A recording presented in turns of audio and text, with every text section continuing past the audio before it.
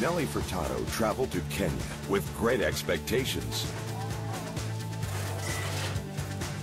But she never expected this. That was just one of the realest moments I've ever had in my life. Wow.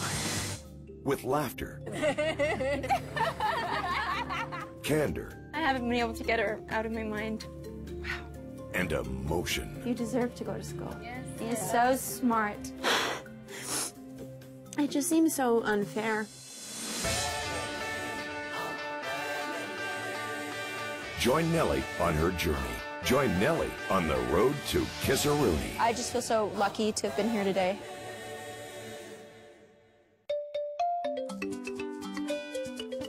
Little girls often have big dreams. Some dream of becoming ballerinas, others of becoming doctors, teachers, artists. I want to be a journalist. I like to be a teacher. I want to be a bank manager, A pilot. A doctor. aeronautic engineer. Growing up, I was surrounded by music. My mother was part of the church choir, and my grandfather, a composer in a Portuguese marching band. Music was my dream. Music was my salvation. But sometimes big dreams are only that, aspirations with no hope of fulfillment. In the Masai Mara region of Kenya, high tuition costs mean that less than 5% of girls will attend high school, and only one girl a year will then move on to university. One girl. As I land in Kenya's Mara, Hi. I'm minutes away from meeting 40 girls who will change those statistics. Their dreams are about to be realized for the opening of the region's first all-girls high school, Kisaruni.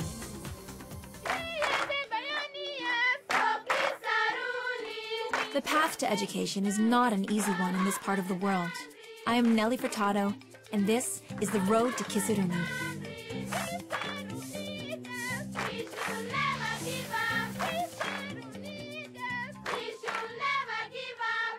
I was invited to Kenya by Artbound, a non-profit initiative that supports Free the Children and their work to break the cycle of poverty. Over 10 years, we've been working together with schools and water and alternative income and health. In many ways, it has all led to today, to this moment. Together, they build schools around the world with a mandate to enrich, engage, and empower young minds through art and education. I am in Kenya to be a part of that process. When I first found out about Artbound and the initiative to build an all-girls high school in rural Kenya, I thought, wow, how incredible that a group is doing this. You know, it's such a great, modern, current idea.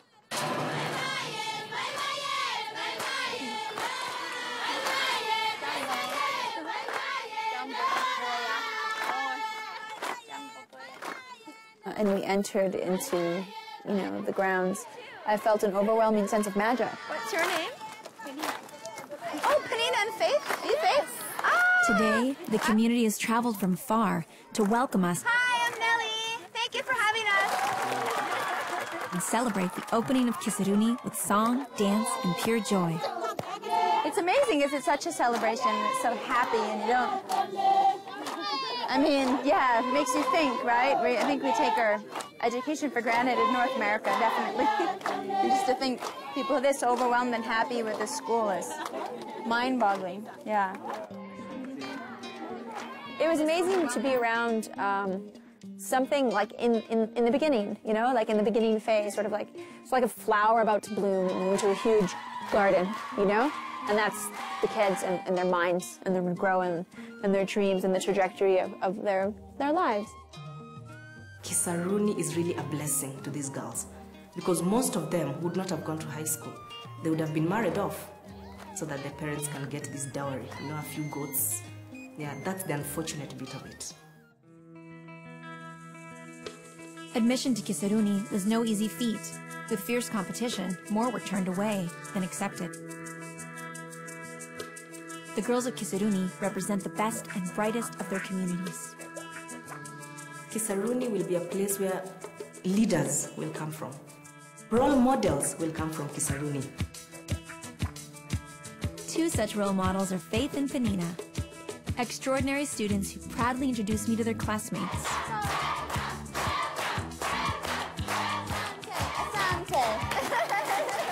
I came in there like, hey, everyone. And then I'm going, wow. It was almost like I felt like a wave of almost like a lightning coming back at me, like a shield of whew, yeah, we are powerful. Congratulate you on being so brave and so welcome to learn and to be here, and congratulate you for being here. I know you worked so hard to be able to go to this school, so you're all inspiration. Thank you.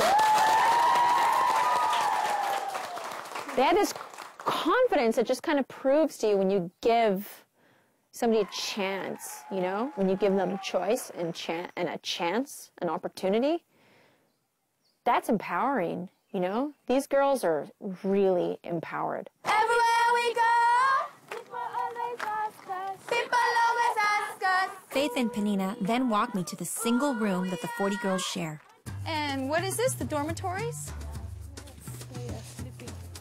Does anybody snore at night? Kisaruni literally means land of peace. Faith and Penina explain why the school is so important to them. I was happy when I was told that I could come to this school so that I can continue with my education and become somebody better in future.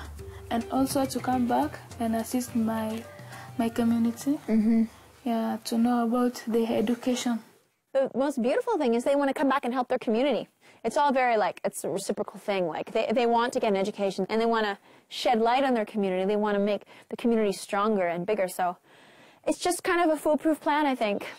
Key to that plan is the support of their families. Tomorrow, I have been invited to meet Faith's family, who live in the surrounding village of Amori Joy. I'm happy to invite you to our home to see my family. Wow! Yay! So we are going to Mara. Our family was happy to see you. Really? Yes. Well, I can't wait to see them. Yes, we are going to Mara. Amazing! Yes. I'm ready. Yes. Welcome. Thank you. This is my first day in Africa. And so much has happened in one day. And there is so much more to come as the course of my journey and the course of one girl's life will collide and change our futures forever.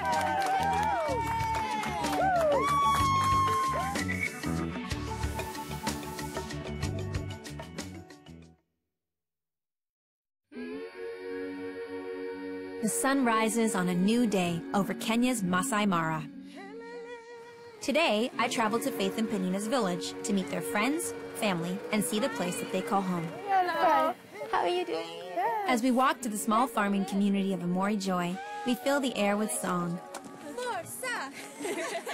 Can you sing for us a song that you used to sing? Sure. Song? There it goes. I'm like a bird, I'll only fly away. I don't know where my soul is. I don't know where my home is. And baby, all I need for you to know is... Yeah, that was good. You guys pick up. Nice. Really? You guys pick up quickly. Music is as inherent in these young women as their desire to better themselves and their community. Faith dreams of being a pilot. Penina, a teacher. I want to change our nation, that the children should be left to go to school and they study, and then their future will be bright. If I could not have come to school, I could not be married by an old man. But yeah, I'm in school and I know I'm going to study very hard and become somebody better in future. We round the path and are welcomed at Faith's home. Hi! I meet her mother, Oh, very nice to meet you. her father Stephen, and her grandmother. Also there to greet us is Faith and Penina's good friend Susan. Hi, Susan. Nice to Susan attended primary school with Faith and Penina, but was not lucky enough to earn one of the 40 spaces available at Kisaruni High School. And what do you do at home? Work. I am assisting balance walking, bringing water from the river, doing activities for us. I think from the moment I met Susan, I felt like, first of all, that she's very special. She just has that, like a certain light about her that is very unique. And then when I found out her story right away and how Penina and Faith told me that she didn't make it into Kisaruni, and that she was, I could tell right away she was sad about it. I could just tell right away she was dealing with that sadness of not being able to go to Kisaruni with her friends. One of them being Faith, who lives right down the road from her, so her neighbor, basically, her hometown girl, you know? This is your land? Yes. Beautiful. I felt so welcomed by Faith's family. I felt that they had great pride in their home, in their land, in their animals, in their vegetable garden. They had like a really nice home. Very humble, but yet very well kept. This is Stephen. Yes, my mother and my father. You know, it was really nice when Stephen was showing me, you know, the photos he had taken, portraits done of him and his wife. And it was almost like it was their prized possession. It was on the wall. And you walked for 10 kilometers to take this picture, they were telling me. They walked to the town to take the photo. Yeah. And you think about, you know, sometimes when you live a fast-paced sort of urban lifestyle, or you don't even have the time to develop one photo of something meaningful. But there they were with this beautiful home with these portraits that they were so proud of.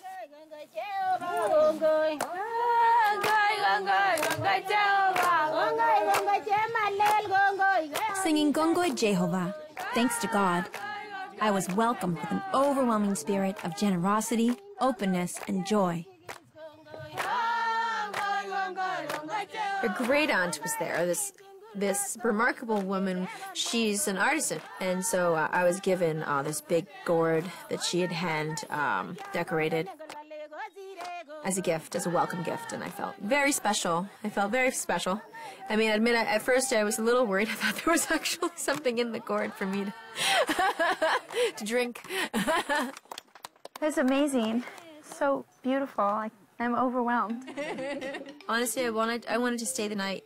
I wanted to stay the week. And I made a joke and said, hey, Stephen, there's one more room in Faith's bunk, because now Faith's at Kisaruni, so I can I can become part of the family now. It's a pleasure to meet everybody. Such good people. As we say goodbye, I know that the days ahead will bring so many more joyous experiences with Faith, Penina, and all the girls of Kisaruni. But I can't stop thinking about the girl who has been left behind. I can't stop thinking about Susan. Did you go yesterday to the ceremony? Did you come watch? No. No? Yes, I was at home. Oh, why couldn't you come? I stay at home. Were you working? Yes. So you were busy with chores? Yes, I was cultivating at the shamba, the farm. Kisaruni is a beautiful place of celebration, and it's so exciting and wonderful, and it is a celebration for those 40 girls and their families who did, you know, get to go to Kisaruni, like Faith and her family and everything. But for Susan, that celebration is quite muted because it's not really her celebration. Susan invites me to her home so I can see what her life is like. This is your bedroom? A day of endless chores and work is a sharp contrast from a day at Kisaruni, rich with learning, camaraderie, and dreams.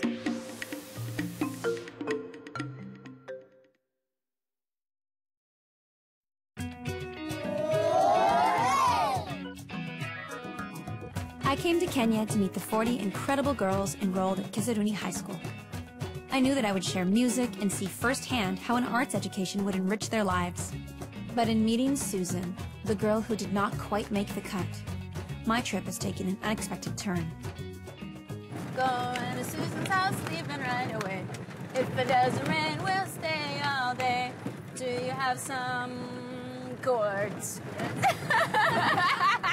It's a bumpy drive to Susan's house, but it gives us the chance to enjoy some universal silliness. Yes, I have some sisters. Yeah, like that.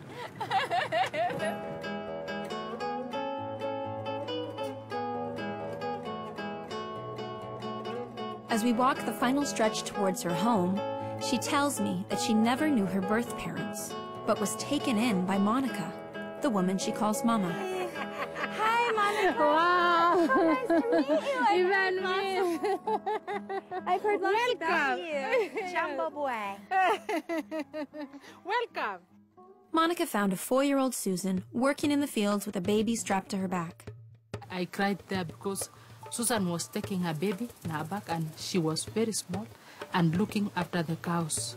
And I saw that it was so Susan and I was very sad. So I told the mom who was with Susan to give me Susan because I wanted to educate Susan.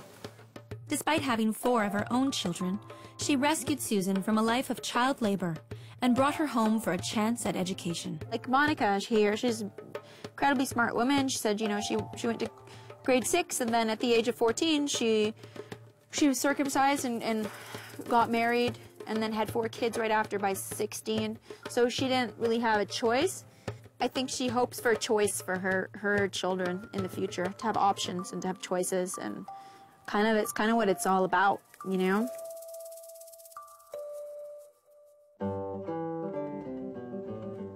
I think education for girls is very important because when you educate a girl, you educate the whole family. Susan, I think if she go to high school, maybe she will change her life and maybe she will study there and gets good jobs so that she will assist us and assist the society and community. With her wisdom and passion, Monica is the type of mother any young girl would be lucky to have. Her words hang on the wall as an inspiration to her children. The secret to becoming confident is preparation. By practicing, we come to a point of competence. We find ourselves accomplishing our goals gracefully and confidently. It is then that we can do things that we never dreamed we could do. We discover powers we never knew existed. Our greatest power is the power to choose. We can decide where we are, what we do, what we think. No one can take the power to choose away from us. It is ours alone. God help our family. Amen. Wow, that's like the best gift you can give them. By being so inspiring to them, and they can look up to you. You're like a role model. Yes. That's beautiful. Yes. They're so lucky. Monica told me she wrote that poem on the wall for her kids to read every day and to believe in themselves, to know the path, and to go about life in a certain way. She gives them so much guidance. It's a beautiful thing. While Susan's path has stopped at grade 8, she hopes that hard work will carry her towards her dream of becoming a doctor. Have you always dreamed to be a doctor? Yes, I Really? dreamed to be a doctor. Really? Since she was little? Yes. No way. That's amazing. Yes. So did you pretend you're a doctor when you were little? Yes. I was pretending and having some things in the bottle like medicine. Yes. She loves that work of doctor. So Yeah. I was dreaming Susan to go to school and become a doctor. Mm-hmm. And she will help our community. I can relate with Monica because she's a strong woman and she wants her children to be strong and her daughters to be strong, and I share that belief about my own daughter, that I want her to be strong too and empowered. I have a picture of my daughter. I'm going to show you. She's 7. Wow. Yeah. As a mother in Canada, I know that if my daughter works hard, she will have the power to achieve her dreams. But for Monica, that certainty does not exist. Susan's hard work and energy is not her direct ticket to achievement. There are no givens here in rural Kenya. I don't want Susan to lose her spirit, you know?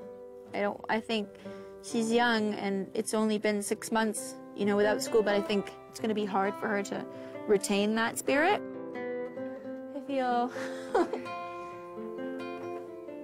feel sad, but I feel hopeful too for you, because I think and hope and dream that you'll be able to go to school. Yes, thank you. You deserve to go to school. Yes. You're so smart and so talented. Yes, I love school. I love studying, reading, but I did not got school fees, so I stay at home.